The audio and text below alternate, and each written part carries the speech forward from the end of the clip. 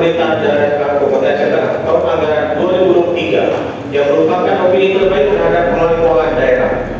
Opini WTP atas RKPD tahun 2023 merupakan opini WTP yang ke-15 bagi pemerintah Kabupaten Aceh Tengah dengan 10 kali opini WTP berturut-turut dari tahun 2014 sampai dengan tahun 2023. Dan kita akan terus berupaya untuk dapat mempertahankan opini WTP atas laporan keuangan pemerintah daerah Kabupaten Aceh Tengah.